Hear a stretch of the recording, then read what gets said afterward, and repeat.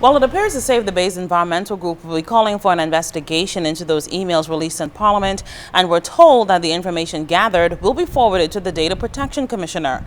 In an earlier release from the Data Protection Commissioner, Charmy Farrington Austin, she said that no direct complaint was made to her office at that time, and no one provided evidence to assist with an investigation into the emails.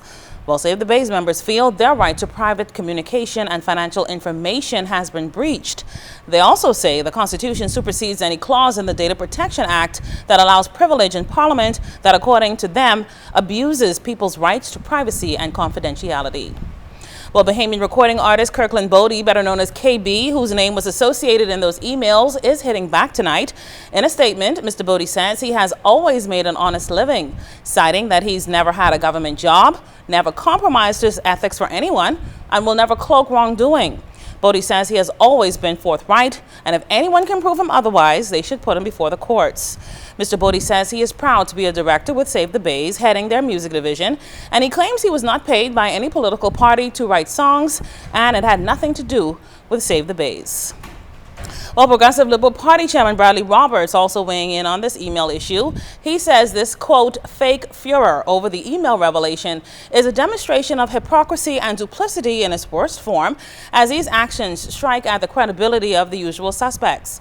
Mr. Roberts says the usual suspects, up to now, have publicly and loudly lamented the absence of and the need for a Freedom of Information Act because of the public's right to know. Chairman Roberts says these very same people who purport to be the jealous and zealous guardians of the public's right to know have now taken to weeping, wailing, teeth gnashing, and complaining in the press, social media, and scampering off to court and the Data Protection Commission in a bid to prevent the public's right to know. Mr. Roberts submits that the public has a right to know the connection between the Save the Bays organization and the Free National Movement, especially when members of the organization have mentioned members of the government at the highest level.